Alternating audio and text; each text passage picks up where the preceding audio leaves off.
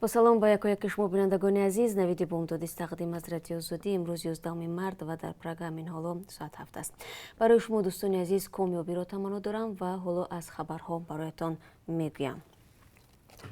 روز 11 март در تاجیکستان همچون روزی матбуоти тоҷик ёд мешавад. انتظار می‌رود که امروز از سوی حکومت تاجیکستان و وزارت فرهنگ کشور یک زمره روزنامه‌نگاران عنوان علوچی матбуоти تاجیکستان و افتخارنامه‌ها بگیرند. این سند در شرایط تجلیل می‌گردد که матбуоти تاجیکستان دوران مشکلی را پس سر می‌کند. سازمان‌های بین‌المللی محقق آزادی بیان نیز می‌گویند چند سال اخیر در تاجیکستان فضا تغییر یافته است. برخی از ژورنالیستان گفتند دیگر در فضای محدودشوی آزادی‌های سیاسی و کسبی و هم دخالت ساختارهای دولتی کار خود را آزادانه پیش برده نمی‌توانند. بینندگان عزیز، ما در دوام روز به این موضوع باز برخواهیم گشت. دادگاه ولایتی سوغد دو ازوی گروه جنایی бандаи را که در روسیه به کشتار و غارتگری متهم بودند به 25 سالی زندان محکوم کرده است. در این باره دادستانی کل روسیه روز 10 مارت در سامانه رسمیش خبر داد. در آن گفته می شود دادگاه ولایتی سوغد بایر غلامه و مروجان کریمов را به عضویت در گروه متشکل جنایی کشتار و غارت و صادر کردن جنایت‌های دیگر در قلمرو روسیه گناهکار شناخت. جانب تاجیکستان در این باره خبر نداده است. معلوم نیست حکم این افراد کی اعلان شده و متهمان هنگام مرافعه چی گفتند. در اظهارات دادستانی کل روسیه گفته شده از غلامov و کریمov از روسیه فرار کرده در تاجیکستان پنهان شده بودند و از بس که قانون‌های تاجیکستان استرداد شهروندان این کشور را به خارجه اجازه نمی‌دهد، این دو نفر در دادگاه ولایتی سوغد محاکمه شدند. دادگاه ولایتی مسکو ماه آگوست سال 2018 4 ازوی گروه бандаи از آسیای مرکزی را که راننده‌ها را در راه‌های مسکو منطقه‌های اطراف آن و ولایت کالужск می‌کشتند به زندان ابد محکوم کرد. نفر پنجم ظفرجان غلامov 20 سال به زندان نظامش سنگین محکوم شد. این 5 نفر از روی 17 مورد کشتار که در سالهای 2012 تا 2014 صادر شدند بندیتیزم، غارتگری، تولید و نگهداری سلاح و همچنین دزدی سنت‌ها مجرم دانسته شدند. شهرداری دوشنبه بخشیده به جشن نوروز در میدان دوستی در پهلوی مجسمه اسماعیل سامونی بلندترین طبقه سومنک را گذاشته است. در میدان همچنین درختان پرگل و دیگر آرایشات نوروزی نصب گردیدند. همچنین از 1 مارت تا 20 اپریل به مناسبت جشن نوروزی بین‌المللی تحت عنوان یارمارکه نوروزی دوشنبه 2020 در پایتخت نمایشگاه بهاری هنرمندان برگزار می‌گردد. هفته گذشته مقامات تاجیکستان مارشروفکا یا تمرین دانشجویان به خاطر تجلیل جشن نوروز در شهر دوشنبه را برای پیشگیری از پنه‌شوی بیماری کرونا ویروس را منع کردند. در عین زمان در ولایت سوغد آمادگی‌ها به تجلیل جشن نوروز مثل سال‌های قبلی ادامه دارد. این خبر را تهمینه عبیدالله و سخنگوی وزارت فرهنگ در صحبت با رادیو آزادی تصدیق کرد. او گفت چهاربینی‌های نوروزی تنها در شهر خوجند و در شکل محدود برگزار می‌شوند. طبق اطلاع منابع مختلف به راهپیمایی‌ها دانشجویان و طلبه‌های مکتب‌های شهر خوجند جلب شدند. مقامات مسکو در چارچوب مبارزه با کرونا ویروس به مدت 1 ماه هر گونه جمع آمد را که در آن بیش از 5000 نفر جمع شده میتوانند منع کردند. در روسیه 20 حادثه تصدیق شده سرایت کرونا ویروس یا خود بیماری کووید 19 جای دارد. در اوکراین امیر شهر کیف ویتالی کلیچکو خبر داد که مقامات پایتخت این کشور جهاز تشخیص سریع کرونا ویروس را دسترس نمودند.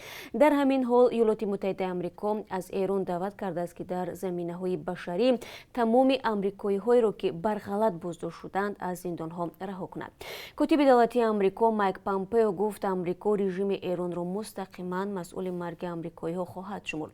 در ایران بیش از 8000 نفر گرفتار بیماری کووید 19 بودند، 291 نفرشان به هلاکت رسیده است.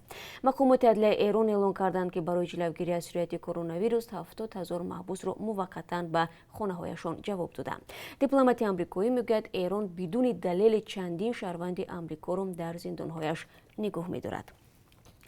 думаи давлатии русия палатаи поёнии парлумони ин кишвар қонуни асосии русияро тавре тағйир дод ки ба владимир путин имкон медиҳад барои давраи нави президенти дар соли 2024 низ номзад шавад. давраи президенти путини 67 сола дар соли 2024 ба охир мерасад ва бино бар қонуни асосии русия вай дигар ҳақ дошта наметавонист номзади раёсати ҷумҳурӣ шавад. вале тағйире ки ба ин қонун ворид карда шуд акнун барояш имкон хоҳад дод ки аз соли 2024 24 сар карда боз 2 давраи дигар президенти Русия бошад.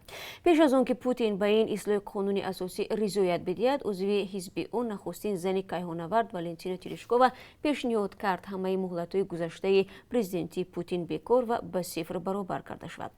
Терешкова пешниҳодашро бо он асоснок намуд ки эҳтимоли иштироки Путин дар интихобот омили оромии ҷомеа хоҳад буд.